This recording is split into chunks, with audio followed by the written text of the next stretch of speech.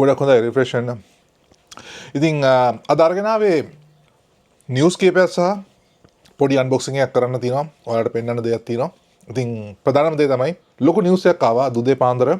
ඔයාලා දන්නේ නැති ඔයාලා ගොඩක් ආදරය කරන Apple ආයතනයේ හිටපු CEO ටිම් කුක් එයා දැන් තවදුරටත් නැහැ. එයා දැන් පොඩ ස්ටෙප් ඩවුන් කරලා තියෙනවා. එක්සිකියුටිව් චාර්මන් හැටියට වැඩබාර අරගෙන තියෙනවා. ඒ කියන්නේ එයා ස්ටෙප් එක ඩවුන් වෙලා තියෙනවා. එයාට අවුරුදු 65ක් තමයි වෙන්නේ. ඉතින් එයා කොහොමත් රිටයර් වෙන්න හිටියා කියලා ඔයාලා හැමෝම දන්නවා. ඉතින් අලුත් CEO හැටියට Apple ආයතනයේ පත්‍රලා තියෙන ජෝන් ටර්නර්ස්. ඉතින් ජෝන් ටර්නර්ස් තමයි Apple ආයතනයේ හිටපු වයිස් ප්‍රෙසිඩන්ට්. ඉතින් වයිස් ප්‍රෙසිඩන්ට් ධුරයෙන් එයා CEO ධුරයට පත් වෙනකොට ඉතින් ටිම් කුක් එක්සිකියුටිව් චාර්මන් හැටියට එයාගේ ස්ටෙප් එක පල්ලෙහාට අරගෙන තියෙනවා. ඉතින් ඒක ප්‍රශ්න නෙමෙයි. අපි හැමෝම දැනන් හිටියා ටිම් කුක් මේ අවුරුද්දේ රිටයර් වෙන්න හිටියා කියලා. ඉතින් ඒක ලොකු ආරංචියක් වෙයි Apple පාවිච්චි කරන විශේෂයෙන් මේ මම වගේ අයට. ඒක ලොකු නිවුස් එකක්. මොකද ඉදිරියේදී Apple products වල තියෙන quality එක වැඩි වීම හෝ quality අඩු වීම තීරණය කරන්නේ මේ ජෝන් ටර්නර්ස් තමයි. ඉතින් ඒ හින්දා අපි බලමු යාගේ වැඩ කොහොමද කියලා. ඉතින් ඉදිරියට එන්න තියෙනවා ඔයාලා දන්නවා ඇති Apple folding iPhone එක අප ඒකට නම දාලා තියෙන ඒගොල්ලෝ කියනවා ඒගොල්ලෝ දැන් ඉදිරියට Ultra කියලා නම දානවා කියලා iPhone Ultra කියලා. ඉතින් iPhone Fold කියන එක ඒගොල්ලෝ පාවිච්චි කරන්නේ නැහැ. මොකද Fold කියන වචනේ නිතරම හැමතැනම භාවිතා වෙන හින්දා. ඉතින් බොහෝ දුරට iPhone Ultra වශයෙන් ඒකේ නම වෙනස් වෙන්න පුළුවන්. ඉතින් ඒක මම දන්නේ ඔයාලට කොහොම නිවුස් එකක් වේද කියලා. මට නම් ඒක ලොකු නිවුස් එකක්. ඉතින් ගොඩක් excited guys. ඉතින් හැමදාම වෙනස් වෙන දෙයක් නෙමෙයි. ඉතින් ටිම් කුක් අවුරුදු 15කට ආසන්න කාලයක් Apple ආයතනයේ CEO වශයෙන් හිටියා. මම ගොඩක්ම ෆලෝ කරපු පුද්ගලෙක්. ඉතින් Apple ආයතනයේ Apple products මම ගොඩාක් පාවිච්චි කරනවා. ඉතින් අපි බලමු ඉදිරියේදී මොනවාද අලුත් products Apple ආයතනය විසින් ඔයාලට අපිට ලබා දෙන මොනවාද අලුත් products කියලා අපි බලමු ඉදිරියට. ඉතින් ඒ වගේම ඔයාලට තියෙනවා මට පොඩි දෙයක් එච්චර ලොකු දෙයක් නෙමෙයි බොහොම සුළු දෙයක්. ඉතින් මම ඇන්කර් ආයතනයෙන් ඉල්ලීමක් කරා මට මෙන්න මේ ඇන්කර් චාර්ජර් එක ටෙස්ට් කරලා බලන්න ඕනේ කියලා මට එවන්න කියලා. ඉතින් මම මේක ඒගොල්ලෝ මට එවලා තිබුණා. මේක මට ඩිලිවර් වුණේ මට ඊයේ. ඉතින් මම හිතුවා මේක ඕපන් කරලා බලන්න ඔයාලත් එක්කම ඕපන් කරලා බලලා කොහොමද මේක වැඩ කරන්නේ මේ quality මොකද්ද කියලා. ඉතින් මේක තමයි ඒගොල්ලන්ගේ තියෙන portable මේක අතන portable charger එකක් guys. මේක 10,000 milliampere battery එකක් තියෙනවා මේකේ capacity එක. ඉතින් මේක Apple Watch එක සහ USB-C connection එක තියෙනවා phone එක charge කරගන්න පුළුවන්. අපි මේක open කරලා බලමු මේක ඇතුලේ මොනවද තියෙන කියලා. ඉතින් මම හිතුවා ඔයාලා ඉදිරියේම ඔයාලත් එක්කම මේක unbox කරලා බලන්න කියලා. එච්චර ලොකු දෙයක් නෙවෙයි හින්දා මම ඒක මේ විදිහට unbox කරලා බලනවා. බලමු මේක ඇතුලේ මොනවද තියෙන්නේ කියලා. ඉතින් මම මේක ඇන්කර් ආයතනයට එවන්න කියලා කිව්වේ. මම මේක ප්‍රොඩක්ට් එක හොඳ නම් මම මේක මෙහෙම මේකට ගෙවලා මම තියා ගන්නවා. ඉතින් ඔව් මේක ඇතුලේ තියෙනවා ඒ charger එක සාමාන්‍යයෙන් ටිකක් ලොකු charger එකක්. ඒක තියමු පොඩ්ඩක් බලන්න තාම මොනවද ඇතුලේ තියෙන්නේ කියලා බලමු. තාම මොනවද ඔව් ස්ටිකර්ස් තුනක් තියෙනවා. ඊට අමතරව පොඩි බුක්ලට් එකක් තියෙනවා එච්චරයි. ඒ කියන්නේ user manual එකක් වගේ. එච්චරයි තියෙන්නේ box එක ඇතුලේ වෙන මොකුත් නැහැ guys. ඉතින් මම ඒක පැත්තකින් තියන්නම්. අපි open කරලා අපි මේක packing එක open කරලා බලමු.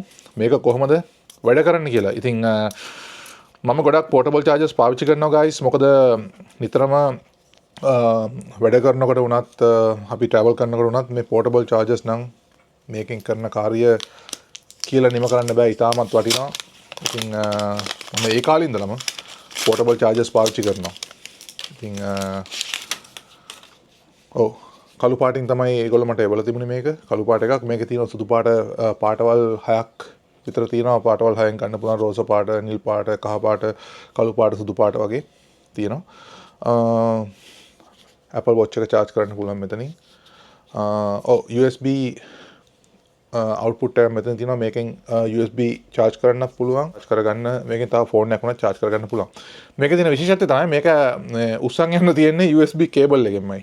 මේ තියෙන USB cable එක ඒක අපි බලමු right මේක මෙතනින් මේ push කරාම මේක එළියට එනවා මේ තියෙන්නේ. ඊට පස්සේ අපිට පුළුවන් මේක cable එකක් වශයෙන් phone එකට තියලා පාවිච්චි කරන්න. මේක තියෙනවා phone එකට මේක දාලා ගහලා බලමු.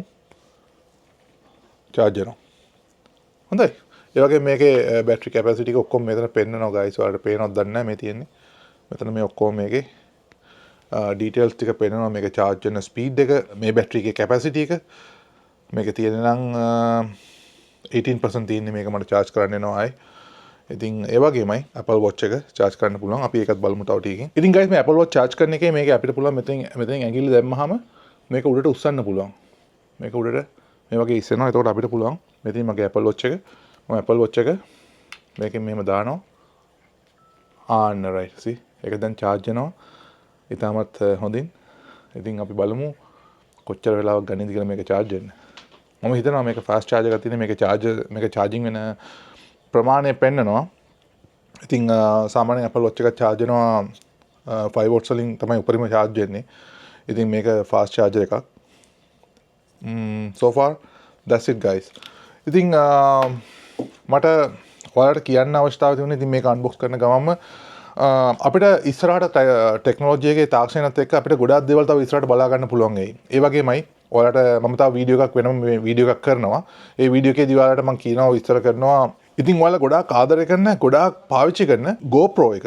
ගොඩක් vlogging වලට පාවිච්චි කරන GoPro එකේ අලුත්ම version එකක් ඒක රිලීස් කරලා තියෙනවා GoPro Vision කියලා.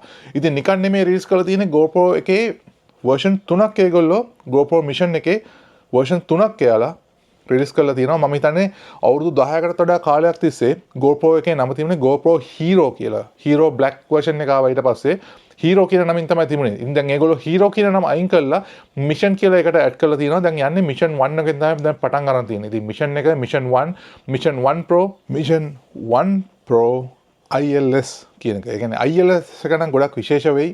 ඒකට ලෙන්ස් මාරු කරන්න පුළුවන් විදිහට ඒගොල්ලෝ හදලා තියෙන්නේ. ඉතින් විශේෂයෙන්ම GoPro එක තමයි ගොඩක් පිටිපස්සෙන් හිටියේ. දැන් GoPro එක සෑහෙන ඉස්සරහට එනවා. එකපාරටම ඉස්සරහට පැනලා තියෙනවා. මම ඒක ගැන සම්පූර්ණ වීඩියෝ එකක් ඉස්සරහට අරගෙන එන්නම්. ඔයාලා මාත් එක්ක දිගටම රැඳී ඉන්න. මට මෙච්චරයි මට පෙන්වන්න උවමනා තිබුණේ දැනට. ඉතින් ඉදිරියේදී තව හොඳ වීඩියෝ එකකින් ඔයාලා මම ආයි හම්බ වෙන්නම්. ඉතින් මාව subscribe කරලා නැත්නම් මතකද subscribe කරන්න. පල්ලෙන් තියෙන notification bell notification icon එක click කරලා තියාගන්න. මම description එකේ විස්තර දානවා. ගිහිල්ලා බලන්න. ඒ වගේම මේ item එකේ ගාණ කීයද මේ කොහෙන්ද ගන්නෙ? සේරම විස්තර ටික මම පල්ලෙහා description එකේ දානවා. description එක read කරන්න guys ගිහිල්ලා.